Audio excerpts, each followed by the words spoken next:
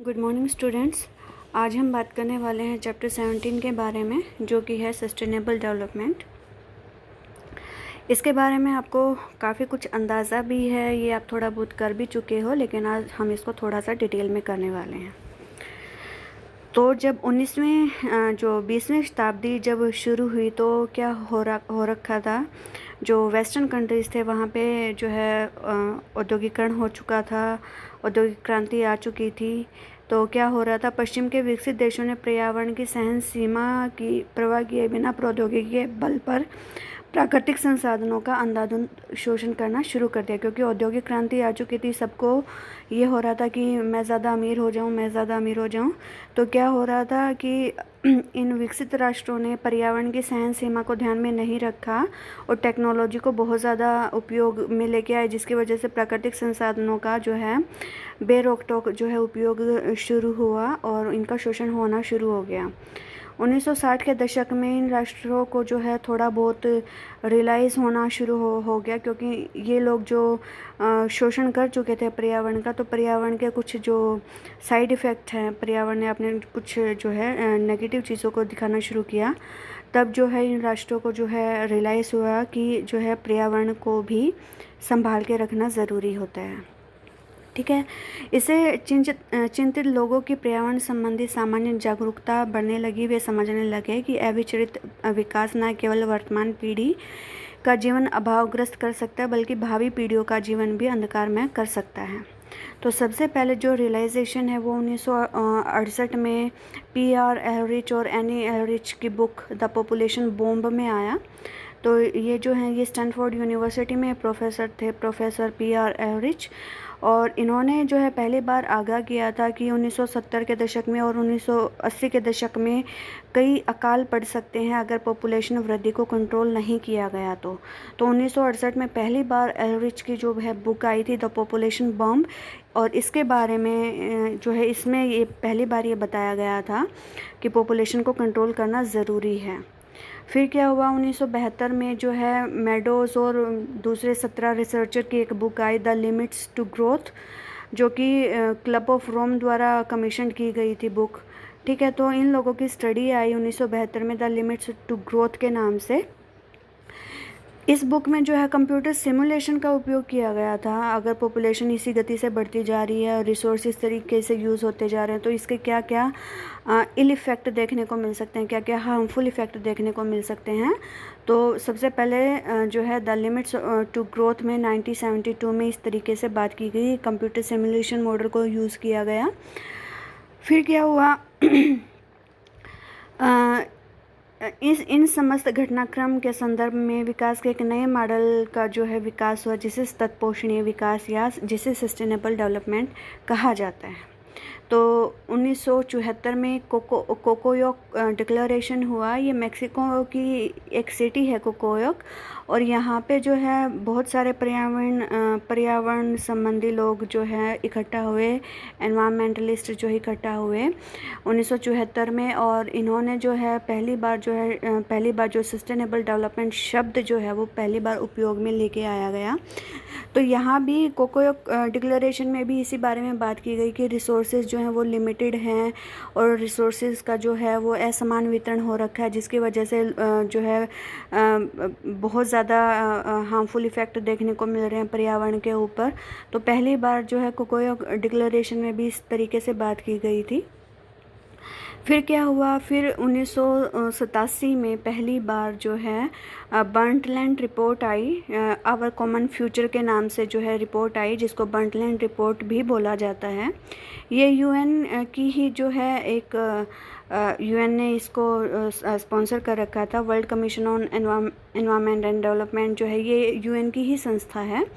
तो world commission on environment and development ने जो है, जो ग्रो हार्लेन बर्टलैंड थे, फॉर्मर नॉर्वेजियन प्राइम मिनिस्टर रहे हैं ये, नॉर्वे के प्रधानमंत्री रहे हैं और इन्होंने बहुत ज़्यादा काम किया है एनवायरनमेंट के ऊपर और जो है पब्लिक हेल्थ के ऊपर काफ़ी काम किया था। तो जो world commission on environment and development है, जो कि खुद यूएन की एक संस्था है, इन्होंने इनको अपॉइंट किया 1983 में और 1987 में इनकी रिपोर्ट आई आवर कॉमन फ्यूचर के नाम से, जिसको ब्रंटलैंड रिपोर्ट भी बोला जाता है। तो इसमें भी सस्टेनेबल डेवलपमेंट की जो है पहली बार जो है व्याख्या की गई, ये एक्चुअली है क्या। तो इसके अनुसार सतत पोषणीय विकास वह है जो भावी पीढ़ियों को अपनी आवश्यकताओं को पूरा करने की योग्यता के साथ समझौता किए बिना ही वर्तमान आवश्यकताओं को पूरा करे। तो पहली बार जो है ब्रंटलैंड जो कमीशन है, ब्रंटलैंड जो रिपोर्ट है, उसमें पहली बार सस्टेनेबल डेवलपमेंट की डेफिनेशन को दिया गया। कोकोयोक डिक्लेरेशन में तो वर्ड यूज़ किया गया था, लेकिन 1987 की जो ये ब्रंटलैंड रिपोर्ट आई, उसमें पहली बार ये बताया गया कि सतत पोषणीय विकास वह विकास है जो भावी पीढ़ियों को अपनी आवश्यकताओं को पूरा करने की योग्यता के साथ समझौता किए बिना ही वर्तमान आवश्यकताओं को पूरा करे। यानी कि आज की जो पीढ़ी है उनकी आवश्यकताएं भी पूरी हों और भविष्य में आने वाली जो पीढ़ियां हैं उनकी भी आवश्यकताएं पूरी हों। तो विकास कुछ इस तरीके से होना चाहिए। ठीक है, तो हमने अभी देखा कि ओरिजिन किस तरीके से हुआ है इस कॉन्सेप्ट का। ठीक है, तो एक बार फिर से हम देख लेते हैं कि डेफिनेशन को हम और थोड़ा मॉडिफाई कैसे कर सकते हैं। तो हमारे पर्यावरण और प्राकृतिक जैविक संसाधन वर्तमान पीढ़ी को तो सुखी बनाए रखें, मगर आने वाली पीढ़ियों को भी अभावग्रस्त ना होने दें। तो ये इसका जो है एक मेन कॉन्सेप्ट था सस्टेनेबल डेवलपमेंट का। आर्थिक विकास के इसी फ़लसफ़े ने जो है सतत पोषणीय विकास की अवधारणा को जन्म दिया। सतत पोषणीय विकास टिकाऊ और स्थायी होता है। ऐसा विकास लंबे समय तक मनुष्य का साथ देता है, क्योंकि ऐसे विकास से प्रकृति के भंडार जितने खाली होते हैं उतने भरते भी रहते हैं। विद टाइम जो है ये जो परिभाषा थी, ब्रंटलैंड रिपोर्ट ने जो परिभाषा दी थी कि सतत पोषणीय विकास वह विकास है जो भावी पीढ़ियों को अपनी आवश्यकताओं को पूरा करने की योग्यता के साथ समझौता किए बिना वर्तमान आवश्यकताओं को पूरा करे, ये अपर्याप्त मानी जाने लगी, क्योंकि वर्तमान और भावी दोनों पीढ़ियों की आवश्यकताओं को परिभाषित नहीं किया गया था। फिर क्या किया गया, 1987 के बाद में बहुत सारे विद्वानों ने, बहुत सारी संस्थाओं ने सतत पोषणीय विकास की डेफिनेशन देने का प्रयास किया। जैसे श्री कुमार चट्टोपाध्याय के अनुसार sustainable development is improving the quality of human life while living within the carrying capacity of the supporting ecosystem। तो श्री कुमार चट्टोपाध्याय के अनुसार सतत पोषणीय विकास पारिस्थितिकी तंत्र की पोषण क्षमता के अंदर रहकर मानव जीवन के स्तर को ऊंचा बनाए रखना है। ठीक है, तो एक बार हम क्योंकि ये एक काफ़ी बर्निंग टॉपिक है सस्टेनेबल डेवलपमेंट, एक बार हम जो है इसके संबंधित जितने भी कॉन्फ्रेंसेस हुए हैं एक बार उनको हम देख लेते हैं कौन कौन सी रही हैं वो। तो देखिए, UN conference on human environment 1972 में हुई थी, स्टॉकहोम में हुई थी। ठीक है, फिर क्या हुआ, world commission on environment and development आया 1987 में, ब्रंटलैंड रिपोर्ट इसको हम कर चुके हैं। फिर क्या हुआ, 1992 में रियो डी जेनेरो में पहली बार United Nation conference on environment and development हुई। इसको अर्थ समिट भी बोला जाता है। ये काफ़ी इम्पोर्टेंट समिट रही थी, काफ़ी इम्पोर्टेंट कॉन्फ्रेंस रही थी, और इसका जो आउटकम निकल के आया था वो था एजेंडा 21, जिसमें एनवायरनमेंट के बारे में भी बात कर रखी है और डेवलपमेंट के बारे में भी बात कर रखी है। अलग अलग प्रिंसिपल्स के बारे में बात कर रखी है, एनवायरनमेंट एंड डेवलपमेंट के डिफरेंट प्रिंसिपल्स के बारे में बात कर रखी है इसमें। ठीक है, फिर 1997 में जो है, क्योंकि 5 साल हो चुके थे अर्थ समिट को हुए, तो इसको अर्थ समिट +5 भी बोला जाता है, और ये न्यूयॉर्क में हुई थी, general assembly special session on the environment. तो ये न्यूयॉर्क में हुई थी, जिसमें एजेंडा 21 किस तरीके से इम्प्लीमेंट हो रहा है उसको देखा गया था, और इसको अर्थ समिट +5 भी बोला जाता है। फिर क्या हुआ, world summit on sustainable development हुई 2002 में, जिसको रियो +10 भी बोला जाता है, क्योंकि 1992 में रियो समिट हुई थी। इसके 10 सालों बाद 2002 में world summit on sustainable development हो रही थी जोहान्सबर्ग में। तो इसमें काफ़ी कुछ जो है सस्टेनेबल डेवलपमेंट के बारे में बहुत सारे प्रिंसिपल्स दिए गए थे। इसके बाद में 2012 में UN conference on sustainable development हुई 2012 में, जिसको Rio+20 बोला जाता है। ये दोबारा से रियो डी जेनेरो में हुई थी। और यहाँ पे एक जो है एक पब्लिकेशन हुई द फ्यूचर वी वांट के नाम से, ठीक है। फिर 2015 में यूएन सस्टेनेबल डेवलपमेंट समिट हुई न्यूयॉर्क में, और जिसका जो आउटकम निकल के आया वो था transforming our world the 2030 agenda for sustainable development, यानी कि 2030 के लिए क्या सस्टेनेबल डेवलपमेंट का एजेंडा होना चाहिए, इसको डिस्कस किया गया था यूएन सस्टेनेबल डेवलपमेंट समिट 2015 में।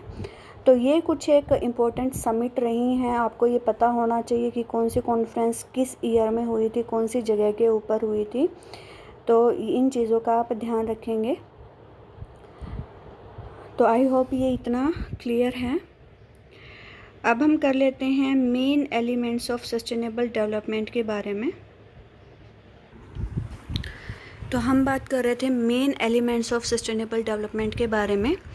ब्राउन और अन्य जो सदस्य रहे हैं और लेली के अनुसार तत्पोषणीय विकास के तत्वों को अंकित इन दोनों ने, ब्राउन और लेली ने जो है तत्पोषणीय विकास के तत्वों को अंकित करने का प्रयास किया। और उनके अनुसार जो तत्पोषणीय विकास है वो लगभग इन 10 पॉइंट्स में कंप्लीट हो जाता है। सस्टेनेबल डेवलपमेंट क्या है? मानव और जीवन के सभी रूपों का जीवित रहना, यानी कि सस्टेनेबल डेवलपमेंट इन सारी चीज़ों को सपोर्ट करता है कि मानव भी जीवित रहे और जीवन के अन्य रूप भी जीवित रहें, ठीक है। दूसरा है सभी जीवों मुख्यतः मनुष्य की आधारभूत आवश्यकताओं का पूरा होना, ठीक है। सभी लिविंग ऑर्गेनिजम्स की और ह्यूमन की जो बेसिक रिक्वायरमेंट है वो सारी की सारी पूरी होनी चाहिए। तीसरा पॉइंट है जीवन की भौतिक उत्पादकता का अनुसरण, यानी कि प्रोटेक्शन ऑफ बायोफिजिकल प्रोडक्टिविटी, जो बायोडाइवर्सिटी है, जो बायो प्रोडक्टिविटी है, उसको बनाए रखना ज़रूरी है। मनुष्य की आर्थिक क्षमता और विकास करना, मनुष्य की जो इकोनॉमिक डेवलपमेंट है और जो ओवरऑल डेवलपमेंट है उसका विकास होना चाहिए। पर्यावरण और पारिस्थितिकी तंत्र का संरक्षण होना चाहिए, यानी कि एनवायरनमेंट और इकोलॉजी का संरक्षण होना चाहिए, ठीक है। अंतर और अंतरा पीढ़ी समानता, यानी कि inter and intra generation equity होनी ज़रूरी है। अब ये इंट्रा जनरेशन का क्या मतलब हुआ? जो एक फॉर एग्ज़ाम्पल आज की पीढ़ी है तो इसको हम इंट्रा जनरेशन इक्विटी बोलेंगे। आज की पीढ़ी में अगर सभी के बीच में समानता है तो इसको हम इंट्रा जनरेशन इक्विटी बोलेंगे। इंटर जनरेशन यानी कि 2 जनरेशन के बीच में जो है अगर इक्विटी आ रही है तो 2 जनरेशन के बीच में अगर समानता आ रही है तो इसको हम इंटर जनरेशन इक्विटी बोलेंगे, ठीक है। नेक्स्ट पॉइंट आता है सामाजिक न्याय और स्वावलंबन, यानी कि सभी को सोशल जस्टिस मिले और सभी सेल्फ डिपेंडेंट हों। आम लोगों की प्रतिभागिता, क्योंकि हर चीज़ में जो है अगर कॉमन मैन का पार्टिसिपेशन होता है तो वो चीज़ वो योजना सबसे कारगर सिद्ध होती है। तो पार्टिसिपेशन सभी का होना चाहिए, ठीक है। Stability in the growth rate of population, जनसंख्या की जो वृद्धि दर है उसमें स्थिरता का आ जाना चाहिए। इसके अतिरिक्त ऑब्जर्वेंस ऑफ ह्यूमन वैल्यू, यानी कि जीवन मूल्यों का पालन होना चाहिए। जीवन मूल्य क्या बोलते हैं कि किसी भी चीज़ की जो है हत्या वगैरह नहीं होनी चाहिए, सबको जीने का समान अधिकार है। तो यानी कि इन चीज़ों को जो है वो लागू किया जाना चाहिए, ठीक है। तो ये तो हुए जो है main elements of sustainable development. एक बार हम थोड़ा सा डिफरेंट व्यूज़ की चर्चा कर लेते हैं कि डेवलप्ड कंट्रीज़ के क्या व्यूज़ रहे हैं और डेवलपिंग कंट्रीज़ के क्या व्यू रहे हैं, जिसकी वजह से जो है कॉन्सेप्ट ऑफ सस्टेनेबल डेवलपमेंट तो बहुत पुराने टाइम से चलता आ रहा है। सपोज़ करो 1987 से इसकी डेफिनेशन प्रॉपर दी जा चुकी है और तब से चलता आ रहा है, लेकिन उसके बावजूद भी जो है हम अभी तक सस्टेनेबल डेवलपमेंट को अचीव नहीं कर पाए हैं। रीज़न क्या रहे हैं इसके? तो कॉन्फ्रेंसेस तो बहुत ज़्यादा होती रही, लेकिन जो डेवलप्ड कंट्रीज़ हैं और डेवलपिंग कंट्रीज़ हैं, इन दोनों के व्यूज़ अलग अलग रहे हैं सस्टेनेबल डेवलपमेंट के ऊपर। जैसे ब्राज़ील के जो शहर है रियो डी जेनेरो में 1992 में जो है रियो सम्मेलन हो गया था, और उसी टाइम पे ये बात साफ हो गई थी कि सतत पोषणता के बारे में विकासशील और विकसित देशों की सोच अलग अलग है।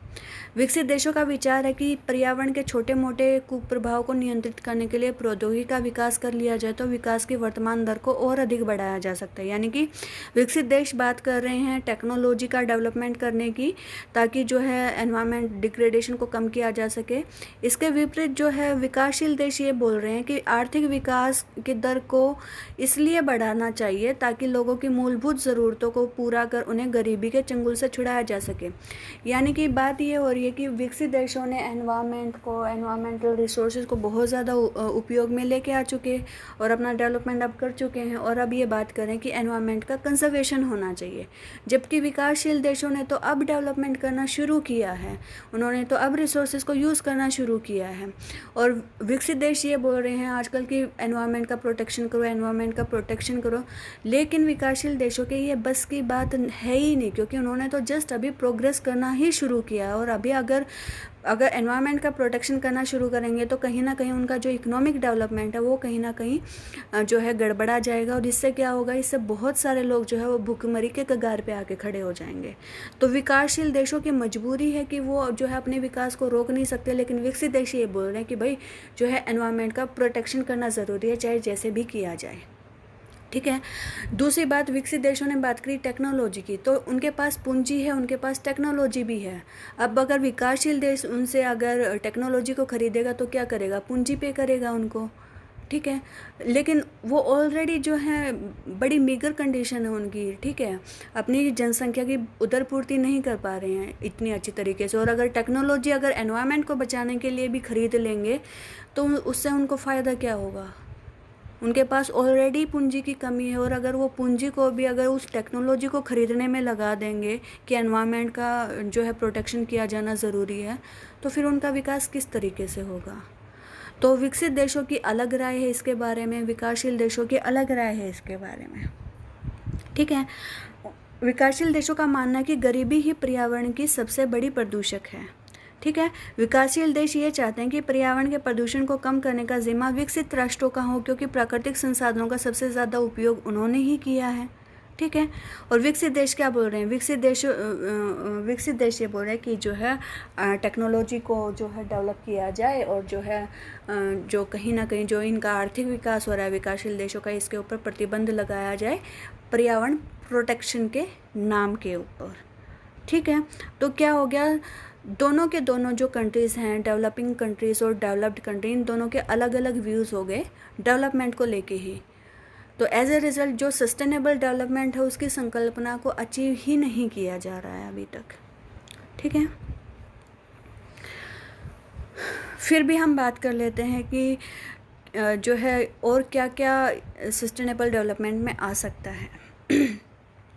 जैसे हम बात करें, सस्टेनेबल डेवलपमेंट जो है एक डायनामिक कॉन्सेप्ट है, एक गत्यात्मक संकल्पना है। सतपोषणीय विकास है या जो विचार है ये स्थैतिक नहीं है, अतः इस अवधारणा को स्थायी रूप से परिभाषित नहीं किया जा सकता। ये एक डायनामिक कॉन्सेप्ट है जिसे विभिन्न देशों में एक समय विशेष में उनकी संस्कृति, राजनीतिक और आर्थिक व्यवस्था के अनुरूप देखा, समझा और परिभाषित किया जाता है। ठीक है, सतपोषणीय विकास जो है लंबे समय तक चलने वाली प्रक्रिया है, और अगर इसकी डायनामिज्म को देखें तो ये किस तरीके से हो सकता है। सतपोषणीय विकास को अल्प अवधि में प्राप्त नहीं किया जा सकता। जो भी विकास जो है अल्प अवधीय विकास होता है वो जैव भौतिक पर्यावरण के ऊपर भारी दबाव डालता है। फॉर एग्ज़ाम्पल, जब प्लास्टिक को डेवलप किया गया तो प्लास्टिक के साइड इफ़ेक्ट के बारे में नहीं पता था। उस टाइम पे सब लोग प्लास्टिक की जो पॉजिटिव चीज़ें थे सब उनको देख रहे थे, लेकिन विद टाइम जो है प्लास्टिक के जो नेगेटिव इफ़ेक्ट्स हैं उनको देखा जाने लगा, और अब जो है प्लास्टिक को बंद करने की मांग होती रही है। तो यही चीज़ सतपोषणीय विकास के ऊपर है। सतपोषणीय विकास को अल्प अवधि में प्राप्त नहीं किया जा सकता। अल्प अवधीय विकास जैव भौतिक पर्यावरण पर भारी दबाव डालता है और अंततः दीर्घ अवधीय विकास के लिए हानिकारक सिद्ध होता है। ठीक है, जब तक आधारभूत संसाधनों की सुरक्षा नहीं की जाती तब तक मनुष्य का जो अस्तित्व है उसकी सुरक्षा भी नहीं की जा सकती। जो रिन्यूएबल रिसोर्सेज है वो तभी उपलब्ध होंगे जब हम के उचित पोषण और पुनर्भरण का प्रबंधन करेंगे। ठीक है। प्रकृति केवल एक भोग की वस्तु नहीं है, बल्कि ये जीवन का आधार है। प्रकृति में सह अस्तित्व के बिना मानव कल्याण संभव नहीं है। ये सारी की सारी चीज़ जो है सस्टेनेबल डेवलपमेंट के डायनामिज्म को प्रूव करते हैं। अब हम बात कर लेते हैं कि सस्टेनेबल डेवलपमेंट के और क्या फीचर्स हो सकते हैं। पहली बात ये बात कर रहा है कि प्राकृतिक संसाधनों का दक्ष उपयोग। सतत पोषणीय विकास का यह अर्थ बिल्कुल नहीं है कि भावी पीढ़ियों की चिंता में वर्तमान पीढ़ी को प्राकृतिक संसाधनों के उपयोग से बिल्कुल वंचित कर दिया जाए, यानी कि हम चीज़ों को यूज़ ही ना करें, बल्कि ये बात कर रहा है कि वर्तमान पीढ़ी इन संसाधनों को इतनी दक्षता से उपयोग करे कि आने वाली पीढ़ियों के लिए भी ये संसाधन उपलब्ध हो सकें। ठीक है।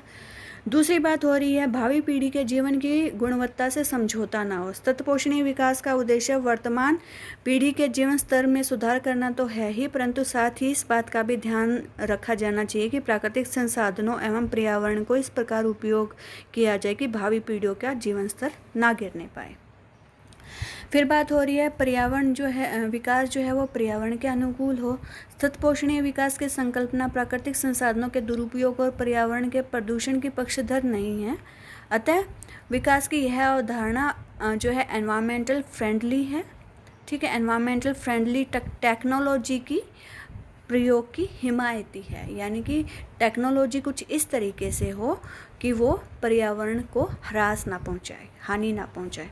आर्थिक विकास को सीमित नहीं करती है। सतत पोषणीय विकास का ये मतलब नहीं है कि आर्थिक विकास को बिल्कुल बंद कर दिया जाए। सतत पोषणीय विकास का उद्देश्य आर्थिक विकास को सीमित करना नहीं है, बल्कि यह इस बात के पक्ष में है कि प्राकृतिक संसाधनों का उपयोग पर्यावरण की सहनीय सीमा में किया जाए, ताकि वर्तमान पीढ़ी के विकास के बावजूद भावी पीढ़ी के हितों की हानि ना हो। ठीक है। सतत पोषणीय विकास जो है वो वितरण संबंधी साम्यता की पक्षधर है। ठीक है। सतत पोषणीय विकास जो है संसाधनों के समान वितरण पर बल देती है, अर्थात संसाधनों का वितरण विभिन्न पीढ़ियों में अर्थात और एक ही पीढ़ी के विभिन्न जो कारक होते हैं, यानी कि जो एक ही पीढ़ी के अनेक लोग होते हैं, उनमें समान वितरण होना चाहिए ताकि प्रत्येक व्यक्ति को विकास का भरपूर अवसर मिल सके। ठीक है। सस्टेनेबल डेवलपमेंट जो है वो प्रिजर्वेशन ऑफ कैपिटल की बात करती है, यानी कि पूंजी का संरक्षण की बात करती है। इस संकल्पना के अनुसार पूंजी जो है वो 3 तरीके की होती है। मानवीय पूंजी जो कि शिक्षा, तकनीकी प्रगति इत्यादि से मिलकर बनी होती है। भौतिक पूंजी जो कि मशीन, औजारों से बनी होती है। प्राकृतिक पूंजी जो कि प्राकृतिक संसाधनों जैसे शुद्ध वायु, शुद्ध जल से मिलकर बनी होती है। और ये जो संकल्पना है ये सस्टेनेबल डेवलपमेंट की, ये इन तीनों पूंजियों के संरक्षण के ऊपर बल देती है। अब हम बात कर लेते हैं सस्टेनेबल डेवलपमेंट के ऑब्जेक्टिव्स क्या हैं। तो इसके मुख्य 2 ऑब्जेक्टिव्स हैं। सामाजिक आर्थिक विकास जो पर्यावरण की मित्रता से संभव हो सके, और दूसरा विकास ऐसा हो कि उसके लाभों का वितरण समान हो, साथ ही पर्यावरण को कम से कम हानि हो। ठीक है। सतत पोषणीय विकास की संकल्पना का सिद्धांत बात करता है कि पर्यावरणीय संसाधनों को उनकी पूर्ण भरण क्षमता के अनुसार उपयोग में लाया जाए, ताकि उनकी निरंतर आपूर्ति सुनिश्चित की जा सके। आज हमारे सामने विकास के अनेक रूप हैं जो पर्यावरण के उन्हीं तत्वों का ह्रास करें जिन पर वे आधारित होते हैं। ठीक है। सतत पोषणीय विकास अर्थव्यवस्था और सामाजिक विकास दोनों को साथ लेके चलता है। सतत पोषणीय विकास जो है वो अर्थव्यवस्था और सामाजिक विकास दोनों को साथ लेके चलता है। विकास की यह अवधारणा आय और अवसरों के समान वितरण के ऊपर बल देती है। ठीक है। सतत पोषणीय विकास अथवा टिकाऊ विकास न केवल लोकोपयोगी है, बल्कि विकास की प्रकृति उन्मुख संकल्पना है, जिसमें जीवन कल्याण, जीवन की गुणवत्ता, पर्यावरण और संसाधनों के संरक्षण को बराबरी का दर्जा दिया जाता है। तो हम बोल सकते हैं कि सतत पोषणीय विकास है वो सामाजिक पद्धति, जीव भौतिक पद्धति और आर्थिक पद्धति, इन तीनों जो ये चीज़ें होती हैं, इन सभी का अधिकतम सीमा, इन तीनों को अधिकतम सीमा तक प्राप्त करना होता है। ठीक है। Sustainable development advocates a development process that is biophysically permissible, economically viable and socially acceptable. ठीक है। सतत पोषणीय विकास उतने ही विकास की संस्तुति प्रस्तुत करता है जितना कि जैव भौतिक दृष्टि से संभव हो, आर्थिक दृष्टि से व्यवहार्य हो और सामाजिक दृष्टि से स्वीकार्य हो। ठीक है, आर्थिक विकास भी हो, सामाजिक विकास भी हो, लेकिन वो एनवायरनमेंट की कॉस्ट के ऊपर नहीं होना चाहिए। विकास उतना ही होना चाहिए जिसमें एनवायरनमेंट को हानि ना हो, और आर्थिक विकास भी हो और सामाजिक विकास भी हो साथ साथ में। अब हम बात कर लेते हैं कि तत्पोषणीय विकास द्वारा पर्यावरणीय जो समस्याएं हैं वो किस तरीके से दूर करी जा सकती हैं। ठीक है, आधुनिक विज्ञान और प्रौद्योगिकी ने जीवन के विभिन्न क्षेत्रों में जो है अपना परचम लहराया, लेकिन पर्यावरण के संतुलन को भंग कर दिया है। और जो ये डिग्रेडेड एनवायरनमेंट है, इसने अनेक कुप्रभाव को जन्म दिया, जिससे जैव मंडल का जो अस्तित्व है वो खतरे में पड़ गया है। तो कुछ विधियां हैं जिनका उपाय करके हम जो है एनवायरनमेंट की प्रॉब्लम्स को कम कर सकते हैं, जैसे ऑर्गेनिक फार्मिंग। बढ़ती जनसंख्या के खाद्यान्न की मांग को पूरा करने के लिए मनुष्य ने रासायनिक उर्वरकों का अधिक उपज देने वाले बीज, सिंचाई के साधन, मशीनों और कीटनाशकों का बड़े पैमाने पर प्रयोग किया। इससे क्या हुआ, इससे पर्यावरण संबंधी अनेक दुष्परिणाम सामने आने लगे। ठीक है, अवक्रमित पर्यावरण से होने वाले नुकसानों से बचने के लिए अब अनेक देश जो हैं वो नई टेक्नोलॉजी का उपयोग करना शुरू कर दिया। जैसे अमेरिका में अब किसानों ने जो है रासायनिक तत्वों के प्रयोग के स्थान पर जैव कृषि आरंभ कर दी है। ठीक है, जैव कृषि में उपज बढ़ाने के लिए रासायनिक तत्वों का उपयोग नहीं किया जाता, बल्कि जैविक खाद और पिसे हुए चूने का उपयोग किया जाता है। खेती की इस विधि से पर्यावरण का प्रदूषण और पारिस्थितिकी का ह्रास नहीं होता, और उचित प्रबंधन और प्रौद्योगिकी के आधार पर जैव कृषि को से भी अधिक उपज देने वाले उन्नत बीजों का विकास किया जा सकता है। तो अपने यहाँ पे शुरू से ही जो है हम जैव कृषि के पक्षधर रहे हैं, लेकिन जो है जब देश आज़ाद हुआ तो उस टाइम पे क्या हुआ, खाद्यान्नों की कमी थी, और उस टाइम पे जो है उस कमी को पूरा करना मेन उद्देश्य होता था। तो क्या हुआ, ग्रीन रेवोल्यूशन आया, और अपने यहाँ पे भी क्या आया, HYV सीड्स आ गए, और उत्पादकता बढ़ गई, और जो है कहीं ना कहीं जो देश खाद्यान्न में आत्मनिर्भर हो गया। लेकिन अब हम उनके साइड इफ़ेक्ट्स को देख पा रहे हैं कि जो है रासायनिक कृषि के क्या क्या साइड इफ़ेक्ट हो रहे हैं। हर आदमी जो है कहीं ना कहीं बीमार होता जा रहा है। तो इसका क्या निदान है, इसका अब फिर दोबारा से जैव कृषि की ओर लौट रहे हैं लोग। दूसरी बात क्या हुई, अपारंपरिक ऊर्जा के स्रोत यानी कि नॉन कन्वेंशनल एनर्जी को यूज़ किया जाए ज़्यादा से ज़्यादा। विश्व में बढ़ते हुए नगरीकरण और औद्योगिकरण के फलस्वरूप जो है जीवाश्मी ईंधन जैसे कोयला, खनिज तेल, प्राकृतिक गैस का उपयोग बढ़ रहा है। ऊर्जा के इन स्रोतों से पर्यावरण प्रदूषित हो रहा है, बल्कि इनके भंडार भी शीघ्र समाप्त होने की आशंका होती जा रही है। ठीक है, तत्पोषणीय विकास क्या बोलता है कि तत्पोषणीय विकास ऊर्जा के गैर पारंपरिक स्रोतों जैसे सौर ऊर्जा, पवन ऊर्जा, ज्वारीय ऊर्जा, भूतापीय ऊर्जा के उपयोग और विकास पर बल देता है। भारत जैसे देश में जो है सौर ऊर्जा के बहुत असीम संभावनाएं हैं। ऊर्जा के अपारंपरिक साधनों के अपेक्षाकृत महंगा होने और इनके रखरखाव और मरम्मत की सुविधा कम होने के कारण अभी ये कम प्रयोग में लाए जा रहे हैं, लेकिन भविष्य में इनका उपयोग बढ़ सकता है। अब बात आ रही है पर्यावरण अनुकूलन प्रौद्योगिकी यानी कि इको फ्रेंडली टेक्नोलॉजी। आधुनिक युग में अनेक प्रकार के प्रदूषण आ रहे हैं, जैसे ध्वनि प्रदूषण, जल प्रदूषण, मिट्टी प्रदूषण, वायु प्रदूषण, और इन्होंने क्या कर रखा है, इन्होंने जीवन को संकट में डाल रखा। लेकिन तत्पोषणीय विकास प्रौद्योगिकी ऐसे प्रौद्योगिकी के विकास की वकालत करता जो परिस्थिति के अनुकूल हो, ऐसी तकनीक जो प्रदूषण को बढ़ावा नहीं बल्कि उसे छुटकारा दिलाए। तो विकास के तत्पोषणीय विकास जो विधि है ये तभी सिद्ध होगी जब उद्योग अपने निकटवर्ती स्थानों को नुकसान नहीं पहुंचाएंगे, नगरीय और औद्योगिक अपशिष्ट पदार्थों की सफाई के लिए संयंत्र स्थापित किए जाएं। ठीक है, अब बात आ रही है अपशिष्ट पदार्थों का निपटान और प्रबंधन।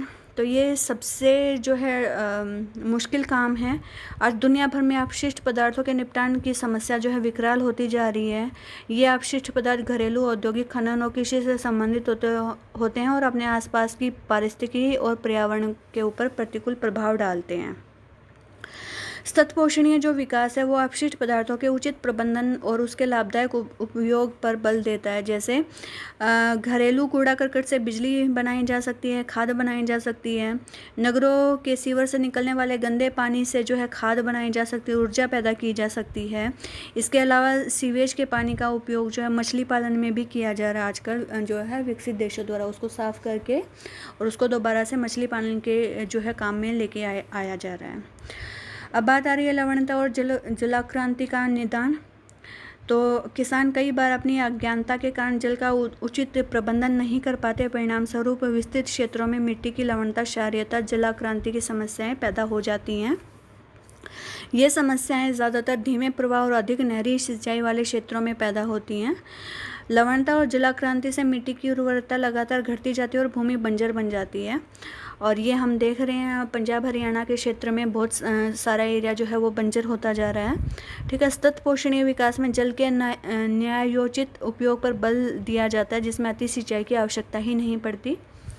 इसके अतिरिक्त सतत पोषणीय विकास वन विनाश और मरुस्थलीकरण को रोकने का भी काम कर सकता है। विश्व में वनोत्पादों की मांग ने वनों का विनाश किया है। ठीक है, सतत पोषणीय विकास जो है वनों के उपयोग के साथ साथ वृक्षारोपण और पुनर्वनरोपण पर बल देता है। इससे लकड़ी की मांग भी पूरी होती रहती है और हरित आवरण भी नहीं सिकुड़ता। मरुस्थलीकरण की समस्या को भी तभी निपटा जा सकता है जब हम भूमि उपयोग में परिवर्तन किया जाए, बालू के टिब्बों को स्थिर किया जाए और मरुस्थलीय वातावरण के अनुरूप अगर हम पौधे लगाएंगे तो मरुस्थलीकरण की समस्या भी खत्म की जा सकती है। ठीक है, अब हम बात कर लेते हैं कि सतत पोषणीय विकास को किस तरीके से अचीव किया जा सकता है। यानी कि अगर सही विधि का उपयोग किया जाए तो हम सस्टेनेबल डेवलपमेंट को अचीव कर सकती हैं। अवशिष्ट पदार्थों को दोबारा से उपयोग में लेके आए जाएं, चक्रीय उपयोग किया जाए, जैसे समाचार पत्रों का दोबारा से उपयोग किया जाए तो जो है सस्टेनेबल डेवलपमेंट किया जा सकता है। जनता को पर्यावरण के संबंध में विस्तृत जानकारी देना, यानी कि जो एनवायरमेंटल जो साइंस है उसको अगर स्कूल कॉलेजेस के पाठ्यक्रम का भाग बनाया जाए, रेडियो के ऊपर, रेडियो टीवी के ऊपर अगर जानकारियों को साझा किया जाए तो लोग इसके बारे में जागरूक हो सकते हैं। चीज़ों को उनकी वहन क्षमता के अनुसार जो है वो उपयोग में लाया जाए। यानी कि सपोज़ करो एक आदमी अगर 30 किलोग्राम वज़न उठा सकता है, उसको 50 किलो वज़न दे देंगे तो क्या होगा, उसे वज़न उठेगा नहीं, वो दब जाएगा। ठीक है, सेम चीज़ रिसोर्सेज के ऊपर लागू होती है। अतिशोषण और विवेकहीन अतिशोषण से संसाधनों की क्षमता गिरकर पारिस्थितिकी तंत्र के संतुलन को बिगाड़ती है और इसके दुष्परिणाम हमारे सामने आते हैं। कैरिंग कैपेसिटी को किस तरीके से बढ़ा सकते हैं। पोषण